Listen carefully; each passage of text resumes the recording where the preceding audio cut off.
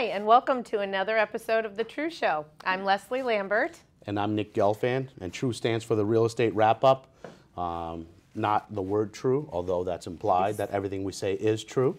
Absolutely it is. Our first topic today actually is Realtor.com has announced that they're starting a TV channel. It's going to be an on-demand channel that's going to focus and feature listings. Yeah, it's mobile TV though, so this is different. So you can access it, as I understand, from your regular TV screen, but you can also take your smartphone or your tablet and access this channel via your mobile device. And what it does is, as you're going through a neighborhood, it will tell you every house that's on the market in that neighborhood and offer videos, interior photos, all of that kind of stuff, which is all available, well, for any listing agent that's doing their job in this day and age. All of that information is already out on the web. And some agents have it available via a URL or a QR code on the yard signs. But this eliminates even that step where the buyer doesn't even need to type anything in. They just open up this channel and drive through. And the Zillow mobile app actually already offers that as well. Does it? I haven't tried that one. Yeah, where you just hit the little circle thing that tells you I'm here, and it gives you all the properties that are for sale or have sold around you. Yeah, the Realtor.com app does that too, but only just the basic information on the house. So you can access the photos and the price and whatnot. But as I understand it, this is going to sort of be more multimedia. Exactly. Right? And Realtor.com, through Move Inc., which is, I guess, owned by Realtor.com owns Realtor.com, partnered with Real Biz Media, formerly, I think they were known Real Biz 360, and they focused on virtual tours and other kind of media outlets for real estate agents to purchase. Yep. And they will be offering it through Cox Cable on demand. To begin with, and then they're going to hope that they're opening it out to other cable networks. Absolutely. If it goes off. Yeah, when I first read this, I thought they were actually going to have a channel, and I felt bad because Oprah, has been struggling with her channel. If she can't do it, Well, we have a channel, Nick. That is true. We do. We have a YouTube channel. Yeah. So who are they to come stepping on our ground? Exactly. We're incredibly successful. Maybe they'll pick us up on Realtor.com on this channel.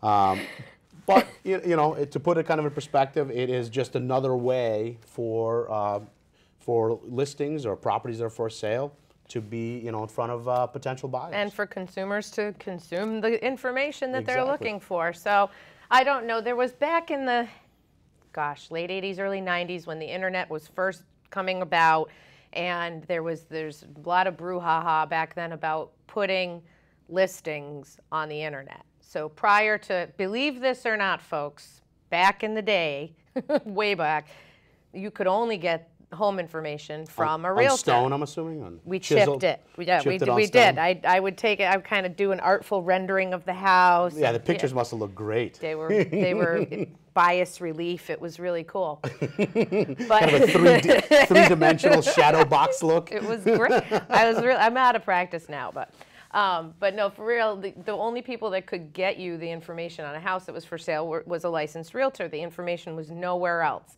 It originally was housed in a book that was like a phone book kind of a thing. It came weekly, I believe? Twice a week? Bi-monthly. And so by the time you got the book, half the houses were sold anyway.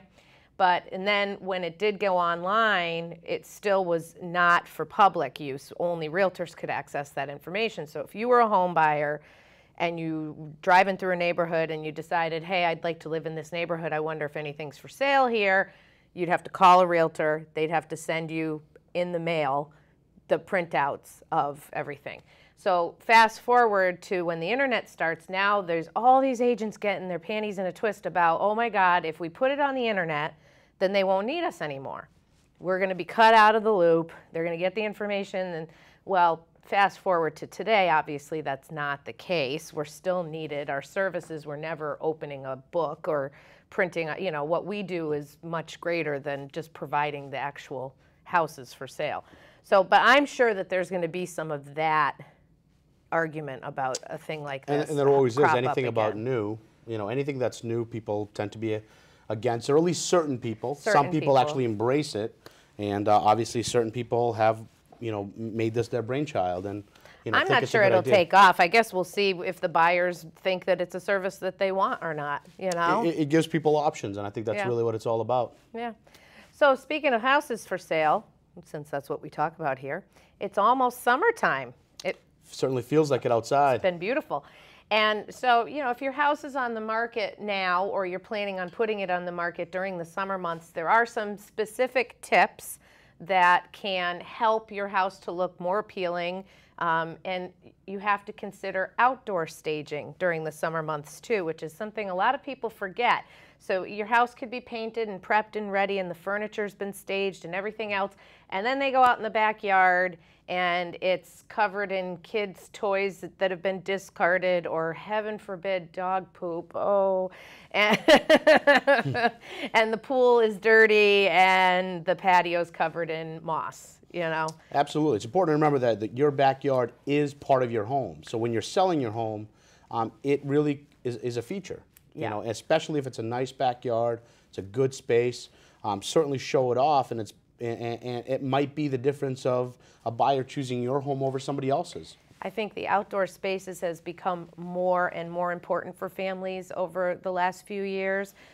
People really do like to try to live an outdoor-in lifestyle as much as weather allows here in New England. And so some tips that you can implement.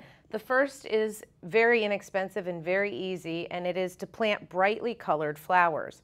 So even if they are not your favorite colors yourself, red and yellow flowers have been proven in scientific studies to be more eye appealing and to create more interest. So it's just going to pull the buyer's attention and get them to look at your house differently. So yellow, I was told, is the #1 color to use for floral. Goes back to our feng shui colors discussion of several months ago. Exactly. Of course, you want your yard to appear cool and comfortable. So an umbrella, one of those yard umbrellas would be fantastic on your patio, or even somewhere on the lawn, depending if you want to make that the hangout area. Yeah, some yards have like a nice garden space where maybe you could stage a seating area, even if you don't actually use it yourself that way, just to make it look inviting and cool and a nice relaxing corner in the yard kind of a thing. Oftentimes what you're doing with staging inside or out has absolutely no relevance on how people actually live. You're selling the idea of how you could live there. In practice, do most of us go sit in the corner of the garden with a mint julep and relax? No. I do. I know I do, with my Kentucky Derby hat. Oh, someday. While I get fanned. Yeah, by a harem of beauties. It's my life. I'm calling your wife. Yeah, exactly. So it does, basically the tips are to make the whole thing look cool, inviting. So if you do have a patio, first of all, clean, get it all clean. The pool's clean, the yard is clean, the grass is mowed, and I wasn't kidding about the dog poop, because let me tell you how many times I've stepped in some with a client. It ain't nice, all right? So, and that will not sell your house, I guarantee it. And the patios, if you have a deck or a patio and they're all green and kind of moldy or mildew or even mossy, clean it off. Get a power wash on it. Give it a coat of paint if it's painted. Get it looking fresh and nice. Buy a new patio set if yours looks crummy, or get new cushions if yours look crummy. And set the table, maybe a bowl of green apples that look nice and crisp, or a a jug of water on the table. It's all about making it look appealing. Or a bottle of wine with some glasses, so already opened with an opener.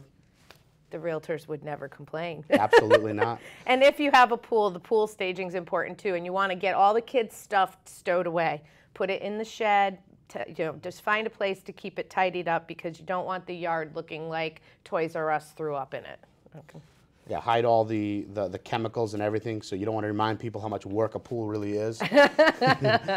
But so the moral of the story is, or you could buy a condo. Well, exactly. That has a pool maintained by somebody else. But so staging's important all year round, and that's really what we just wanted to remind you of today. Thank you very much. I'm Nick Gelfand. And I'm still Leslie Lambert, and this was The True Show.